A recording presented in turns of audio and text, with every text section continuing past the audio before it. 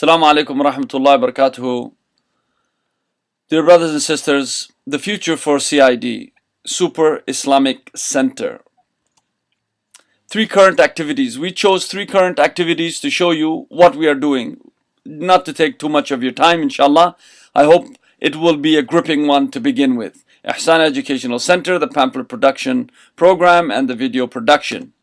Now, the Ihsan Educational Center is a full-fledged school to make human beings develop themselves, having kids, because if you don't develop a child, then he becomes a skewed human being as he grows. We teach reading and writing so that they will be able to master subjects. We don't teach subjects in the beginning, because if you don't have the tool, how will you be able to make anything? For example, if you are a carpenter, you need to learn carpentry first before you learn to do a house. So if you do not know how to do carpentry and somebody says go and master this subject, you will make a house that will be tilted or will be flawed. So this is the whole idea behind that, to produce good citizenship and also to produce decent human beings for the future. The pamphlets.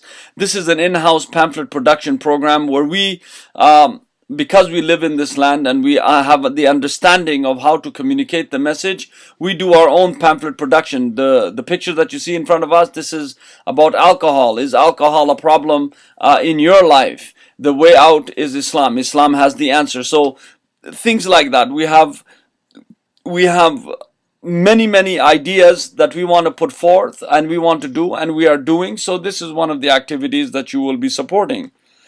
Thirdly, the video productions. Why the Muslims do not eat pork. For example, there are many questions that non-Muslims ask, and they're not asking because they're being rude or facetious. They're asking because they want to know. And therefore, our motto here is that if you eradicate ignorance, you will bring about understanding. And if there's no understanding, there's usually some form of ignorance that lies between. So these are just 3 of the programs, very quickly done over in terms of my speech so that you can see what we are doing.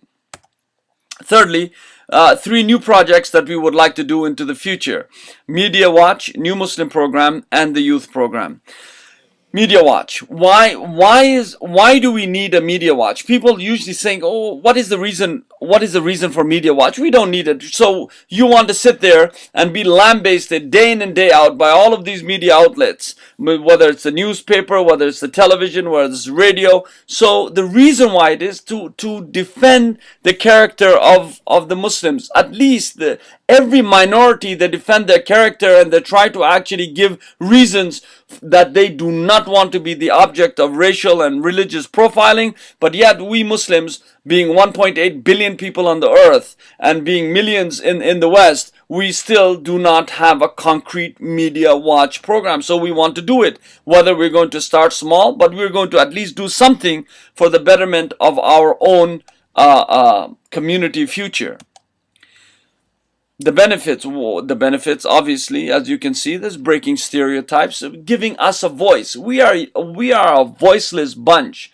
With so many people, we need to be dignified. No longer can we take taunts and bigoted statements loaded with racially charged metaphors. We cannot take that any longer. As you know, very recently, the Oslo massacre that took place, all of a sudden when it was found out that he was blonde hair and blue eyes, although we don't have any kind of racial attachment to any color, but at the same time, when it was found out that it was him, there was no scanners being put up into the airports. There was nobody calling for putting them on no-fly list. Everyone that is blonde hair and blue eyes. There was nobody saying that, for example, airlines weren't coming out and saying, well, we're going to racially profile the white men from the ages of 30 to 45. Totally ridiculous. They wouldn't do that. But if it was a Muslim, you know that what they would actually try to do after that, even if he attempted something that was wrong and somehow his name happened to be Ahmed to begin with. So it's very important, the benefits of Media Watch.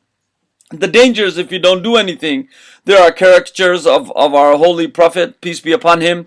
There are harassments at airports, continual and consistent discrimination of Muslims, not only going into policies where it has almost become okay, and politicians in some countries have made it their platform to gain seats by bashing Muslims. I mean, this would be horrific if founding fathers would have found out that they are producing people as such that are alienating minorities to begin with. So we Muslims, extremely important that we look after these dangers, that we don't fall into the same trap. It happened in our local community where they said assimilate or get out, and we never even called the police. We never even reported it as a hate crime because we want to put our heads into the sand and say, well, it's just not going to happen to us, and we don't want to do anything because we just feel frightened. Yes, it's a frightening time, it's a frightening situation, but we have not done anything wrong. We're not criminals, and we want to do something about it. So Media Watch program is extremely important, and we need to support that. We need to have full-time employees, and it is time that we start spending for programs and for spending for the benefit of mankind and for the benefit of our own community. No longer can you actually sit there and say, well, we're just going to continue on the way we're continuing. It just will not happen any longer, and we can't let it happen any longer. The New Muslim program.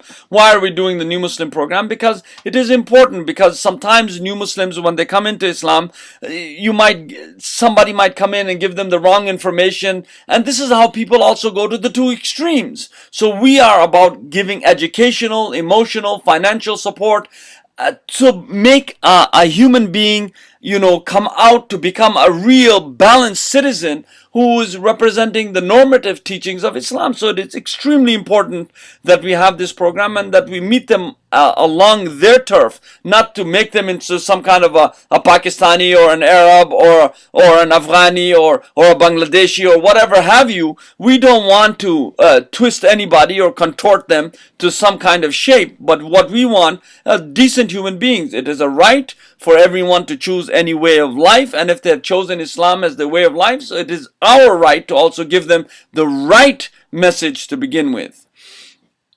The youth program.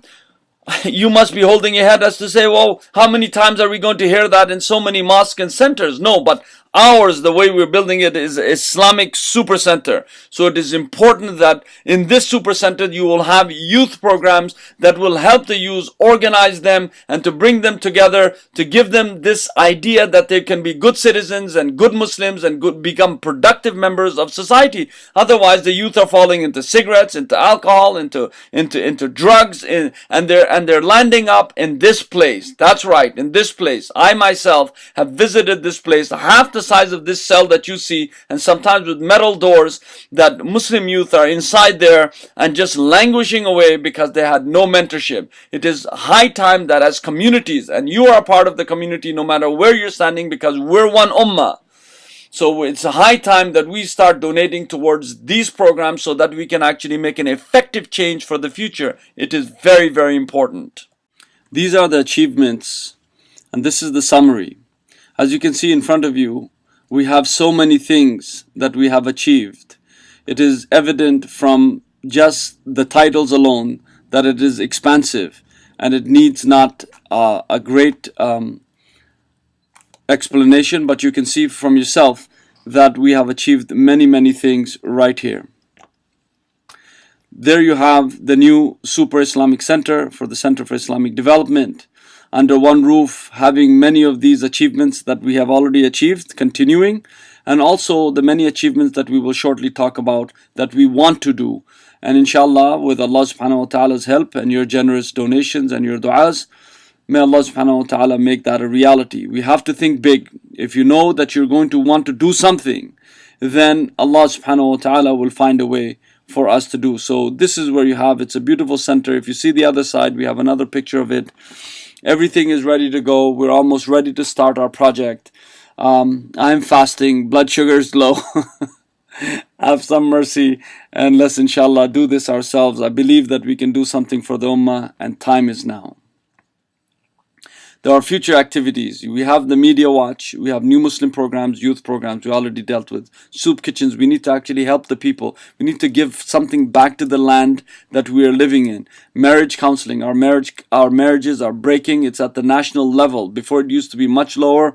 Now we're going through the same thing. We cannot have our heads in the sand thinking that nobody's doing anything or nobody's watching or that we're okay by ourselves. It just will not work any longer. Think tanks are very important, as you know, that we need to actually affect policy, and policy is something that will affect our lives for the future.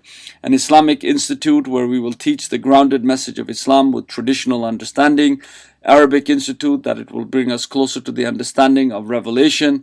Muslim matchmaking, it is important, rather than them having a date together and doing all of these haram things. We can actually have a pristine, clean matchmaking where qualified people could actually bring people together, rather than this little dating thing and giving out pictures and all of these other things, where you can really have some serious people doing serious work with a wholesome approach. Leadership programs, because we need to have mentoring of our youth and to bring about future leaders for the future generation. Again, we have our head into the sand thinking that is just going to happen by itself. Things don't happen by itself. Corporations actually get together to see their future of their entity. So much more important than corporation is the ummah. So we need to start thinking about it, and mentoring programs for new Muslims, for other Muslims, youth, you name it, it's out there, and much more that we do. So please see our future activities, that we have so much to do and so little time, and we need your help, we need your du'as. Please get invigorated by listening to me, although my voice might be a bit subdued, but please do that. I pray Allah subhanahu wa ta'ala put some kind of sincerity in my voice, that it will touch your heart to do some movement, to help us to come forward, to not sit there any longer, because we just don't want this status quo any longer. Help us reach this greatness, inshallah. Our objective is 1.2 million to build this edifice. I am not a building kind of person, but the building has to be there in order to house it. You build it, they'll come to it. Isn't that what the cliche says? So you see 213,000. That was a screen capture before we did our fundraising and so on. Now we're well over 300,000. Alhamdulillah, we have done great, but we're still not at the mark itself. We have done very well by your generous support, and if you haven't donated and you're just coming to listen to it, please make some kind of action to help us, especially in this beloved month and the month that is coming forward. Please help us in achieving our goals. There you have it. You have myself and brother Adil, he's like my younger brother, waiting for your donations by Interact, by checks, by email, you name it. We'll be standing there with open arms waiting for you. We are working for the ummah, inshallah. If you think that you don't have time to give to the ummah, if you don't think you have your energies to give, at least the least you can do is to open your wallet, or at least you can do is to write a little check. Believe me, you won't feel it. Once you write a check, you don't really feel it. If you give by monies like $20, $40, something like this, you feel it in your heart. But if you just write a check, it's just a paper, it doesn't look like money, but it money goes through. So at the end of the day, really, they say money stinks, but I love the smell of it. Please destroy this kind of attitude and give something for the sake of Allah. What you send forward is what you will reap, inshallah. Here's the video. I know it has been a long one. Please again, I ask you to take this project very seriously. May Allah bless you, give you health and happiness. Wassalamu alaikum wa rahmatullahi wa barakatuhu.